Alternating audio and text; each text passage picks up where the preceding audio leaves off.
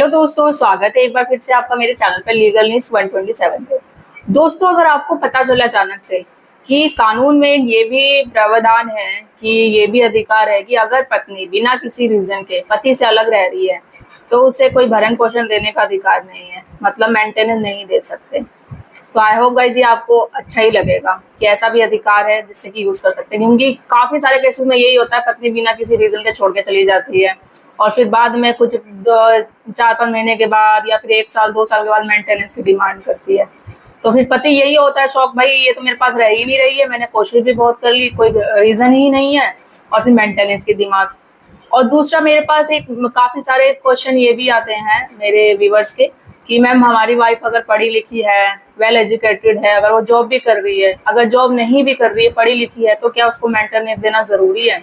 ऐसा क्या कानून अलाउ करता है? तो एक लेटेस्ट जजमेंट भी मैं आपको डिटेल में शेयर करूंगी, उसकी डिटेल्स भी बताऊंगी। इसमें ये हुआ आया था कि पढ़ी लिखी होने के बावजूद भी हाईकोर्ट ने ये कहा था कि भाई ऐसी महिला को मेंटेनेंस देने का कोई अधिकार नहीं है अगर वो पढ़ी लिखी है।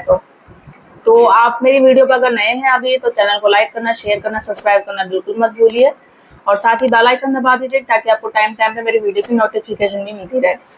आपको पता है कि हमारा गजब का कानून है, कभी कुछ फैसले करता है, कभी कुछ फैसले करता है। अब मैं ये बात करूंगी कि अगर पत्नी पति से कितने दिन अलग रहने पर उसको मेंटेनेंस नहीं दिया जाएगा, भरण पोषण आप नहीं दे सकते। फॉर एग्जाम्पल, पहला है ये कि अगर पत्नी आपकी 2-3 महीने से आपके साथ नहीं रह रही है बिना किसी कारण के, आपने ट्राई भी किया भाई वापस आ जाए, कि रीजन क्या है भाई? रीजन देखो कोई भी हो सकता है। अगर फॉर एग्जाम्पल मैं बात करूँ, या उसका कोई अफेयर है, या फिर जैसे कि होता है ना जैसे कि बदला लेने के लिए, या नहीं, कोई भी रीजन होता है, A to Z कोई भी रीजन हो। बट ये होगा कि रीजन तो वो आपको बता नहीं रही है और ना आपको रीजन पता है। इसमें क्या होगा, आप कोर्ट तो प्रूव मांगेगा, आपको कोर्ट में प्रूव करना पड़ेगा। तो एक आवेदन, एक एप्लीकेशन लगा के देनी पड़ेगी, आपको बताना पड़ेगा। अगर आपको रीजन पता है कि भाई उसका ऑलरेडी कहीं अफेयर चल रहा है, ये बात है, या मायके में रहने का उसके, या घर वाले उसको फोर्स कर रहे हैं कि वहां मत रहे, कोई भी रीजन है, तो आप प्रूव करो। कोर्ट में एक एप्लीकेशन दो, दाम्पत्य ऐसे करके कुछ एप्लीकेशन आती है, वो कोर्ट में आपको लिखित में देना पड़ेगा।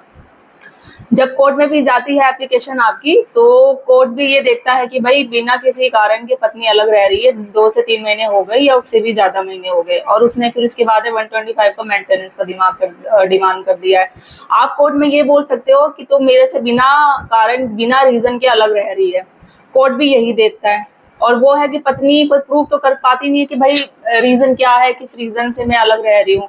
तो इससे ये भी उस पर क्वेश्चन मार्क आ जाएगा, हाई कोर्ट भी हो जाएगा, भाई जब तुम बिना किसी कारण के मेरे से अलग रह रही हो और आप मेंटेनेंस की दिमाग कैसे कर सकती हो? आपको तो कोई हक ही नहीं है कि मेंटेनेंस दिया जाए। आप रीजन बताओ मुझे कि हाँ ये रीजन है, कि वो वैलिड रीजन रखेगा तभी तो मेंटेनेंस दिया जाएगा ना। आप कोर्ट में भी यही बोलो जाके कि मैं मेंटेनेंस नहीं दे सकता बिकॉज इसका ये बिना किसी कारण रह रही है, और अगर रीजन भी है आपने लिख के भी दे दिया कि ये रीजन है इस वजह से, या किसी ये अडल्ट्री में आती है, या लाइक बदला लेने के लिए, या कोई भी चीजें, मतलब ये मुझे एक्चुअली अभी जब से भी शादी हुई इसने मुझे फिजिकली या मेंटली कोई ऐसा सुख ही नहीं दिया है, मतलब टॉर्चर ही किया है। और इससे एक दूसरी बात ये भी साबित हो जाएगी कि आपने इसको वापस लाने के लिए अपने घर पे भी काफी प्रयास कर लिया है, कोर्ट में ये भी प्रूव हो जाएगा। तो ये सारे रीजन है, एग्जैक्ट इससे ये भी पता चल जाएगा। तो एक ये बेनिफिट होगा, जब कोर्ट देख लेगा भाई कि ये तो प्रूव कर ही नहीं पा रही है, तो मतलब पत्नी ही गलत है, तो फिर वो कोर्ट यही देगा, उसकी जो उसने मेंटेनेंस की एप्लीकेशन लगाई वो डिसमिस कर देंगे, उसको मेंटेनेंस नहीं देंगे। ठीक है, तो मेन ये है कि आपको ये होगा। और जैसे मैंने बताया, अगर वो ब्लैकमेल करने के लिए भी कर रही है, ये जो भी है, तो आप एविडेंस इकट्ठे करो। जैसे कि हर पता क्या, मैं हम हमेशा वीडियो में बोलती हूँ, अगर आप कोई भी प्रूफ देना चाहते हैं, कोई भी केस या मेंटेनेंस देने से बचना चाहते हैं, तो आपको एविडेंस अपने पास रखने पड़ेंगे, इकट्ठे करने पड़ेंगे, दिखाना पड़ेगा। बहुत सारे ऐसे रीजन होते हैं, बहुत सारे ऐसे अधिकार है, उनका आप यूज करके, इस्तेमाल करके मेंटेनेंस देने से बच सकते हैं।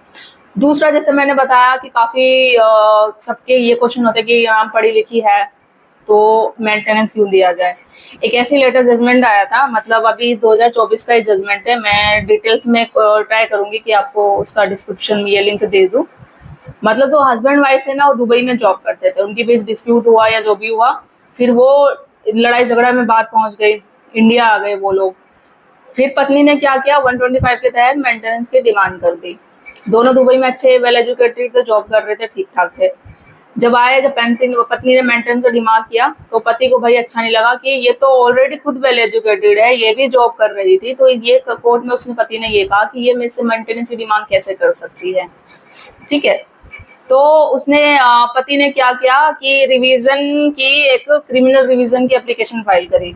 और कोर्ट ने, जब उसने पत्नी ने मेंटेनेंस के लिए करी थी एप्लीकेशन, तो कोर्ट ने क्या किया था, 60,000 की पर मंथ की मेंटेनेंस बांध दिया कि आपको देना पड़ेगा। तो जब वो पति को अच्छा नहीं लगा तो उसने क्रिमिनल रिवीजन की एक एप्लीकेशन लगा दी कि ऑलरेडी वेल एजुकेटेड है, जॉब कर रही थी ये भी दुबई में मेरे साथ, तो इसको मेंटेनेंस देने का क्या मतलब बनता है। और दूसरी तरफ फिर क्या किया, पत्नी ने क्या किया कि जब 60,000 की मेंटेनेंस बांधी तो उसका ये कहना था 60,000 तो बहुत कम है, पति है जो अच्छा खासा बहुत कमाता है, तो मुझे 60,000 से और ज्यादा पेमेंट चाहिए। तो उसने भी क्रिमिनल रिवीजन की एप्लीकेशन उसी जो फैमिली कोर्ट था उसको आगे हाई कोर्ट में चैलेंज कर दिया। जब हाई कोर्ट में केस गया तो देखा गया, पति से या पत्नी से, दोनों से ही पूछा गया। पति का ये कहना था भाई ये मेरे साथ दुबई में जॉब करती थी, अच्छी खासी वेल एजुकेटेड है, तो इसको मेंटेनेंस देने का कोई मतलब ही नहीं बनता। और वही दूसरी तरफ जब पत्नी से पूछा गया कि नहीं ये तो अच्छा खासा कमाता है, मेरे 60,000 से कुछ नहीं होगा, मुझे 60,000 से ज्यादा चाहिए पेमेंट। जब हाई कोर्ट ने ऑर्डर को देखा तो ये कहा कि भाई एक 3 महत्वपूर्ण टिप्पणी उसने हाई कोर्ट ने करी कि पहला कि अगर पढ़ी लिखी पत्नी है वो खुद कमा कर खा सकती है तो मेंटेनेंस के बैठे भरोसे बैठे रहना कोई अच्छी बात नहीं है। दूसरा कि ये टिप्पणी करी कि पढ़ी लिखे होने के अगर 125 का जो सेशन है मेंटेनेंस का इसलिए नहीं लिया गया कि वेल एजुकेटेड है, पढ़ी लिखी है, जॉब कर रही है और अब जिंदगी भर ये होगा कि भाई मैं तो मेंटेनेंस के भरोसे ही बैठूंगी, जब मुझे मेंटेनेंस मिलेगा आप ये कोर्ट पे शो करोगे कि मेरे पास तो ऐसा पैसा ही नहीं, पति से अलग हो गई, मेरे को हर चीज में मैं अपना लाइफ कैसे करूँ, आगे बच्चों को एजुकेटेड कैसे करूँ, मेरे पास पैसे नहीं है। आप पढ़े लिखे हो, ये नहीं कि कानून ये नहीं बनाया गया कि आप उसका मिसयूज करो। आप पढ़े लिखे हो, जॉब कर रहे थे, चलो अभी नहीं है जॉब आपकी, जॉब करके कमा सकते हो, खा सकते हो, अपनी लाइफ अच्छे से बिता सकते हो, तो ये मेंटेनेंस के भरोसे बैठे रहना ये अच्छी बात नहीं। और मोस्ट इम्पोर्टेंट थर्ड टिप्पणी यही करी कि पढ़ी लिखी वेल एजुकेटेड पत्नी को मेंटेनेंस देने का कोई मतलब बनता नहीं है। अब इसमें फिर हाई कोर्ट ने यही फैसला किया कि जो 60,000 था 60,000 से कम करके उसने 40,000 कर दिया। और 40,000 भी इसलिए मेंटेनेंस देने को एग्री हुआ, हाई कोर्ट ने करी एप्लीकेशन, क्योंकि वो अभी वर्किंग नहीं थी। ठीक है, तो ये एप्लीकेशन लगाएगी और ये आगे अप्रूव हो गई। अगर वर्किंग होती तो फिर ये मेंटेनेंस बिल्कुल नहीं मिलता। ठीक है, हो सकता है इन फ्यूचर जाके उसको शायद पति एप्लीकेशन लगा या जो भी उसकी मेंटेनेंस कैंसिल भी हो सकती है। तो ये जजमेंट है। आई होप गाइस जो भी मेरे व्यूवर्स हैं, जो भी है लोग जिनको अभी को मतलब क्वेश्चन होता है कि भाई मेंटेनेंस क्यों देना पड़े, एक तो पत्नी बिना किसी कारण के अलग रह रही है, और ये भी एक रहता है सवाल कि भाई कितने दिनों से अलग रहने पर हमें, अगर वो बिना किसी रीजन के अलग रह रही है तो मेंटेनेंस देने की जरूरत नहीं पड़ेगी। और दूसरा ये क्वेश्चन कि पढ़ी लिखी है उसको मेंटेनेंस देने की जरूरत है या नहीं है। ये जजमेंट के थ्रू आप यूज करके इसका अपना, अगर मेंटेनेंस देने में है, जो अपना केस आपका इसी से रिलेटेड है कि आप मेंटेनेंस नहीं देना चाहते या कि वाइफ पढ़ी लिखी है या बिना किसी रीजन के अलग हो गई है, तो आप इनका यूज करके, जो मैं आपको जजमेंट दूंगी वो जजमेंट है जो दुबई का जजमेंट है, जो इंडिया में आ गए थे, ये आपका इंदौर का है हाई कोर्ट जजमेंट का। ठीक है, तो ये पढ़ी लिखी जो वाइफ है उसके रिलेटेड है। ठीक है, तो उसमें आप यूज करके अपने केस में यूज करके फैक्ट के अनुसार आप अपना यूज कर सकते हो जजमेंट का, और इसे इसका फायदा उठा सकते हो। आपको ये जजमेंट कैसा लगा, आपको ये वीडियो मेरी कैसी लगती है, इन्फॉर्मेटिव वीडियो, तो आप मुझे कमेंट में करके जरूर बताइएगा। कुछ क्वेश्चन हो तो जरूर पूछिएगा, मैं कोशिश करूंगी आपके हर एक सवाल का जवाब देने के लिए। जल्दी मिलती हूँ मैं ऐसे ही एक इंटरेस्टिंग और इन्फॉर्मेटिव वीडियो के साथ। और मेरे चैनल को लाइक, शेयर और सब्सक्राइब करना बिल्कुल मत भूलिए। ज्यादा से ज्यादा लोगों तक शेयर करिए ताकि आपके जैसे और भी लोगों तक ये मेरी वीडियो पहुंच सके और उन्हें भी हेल्प मिल सके।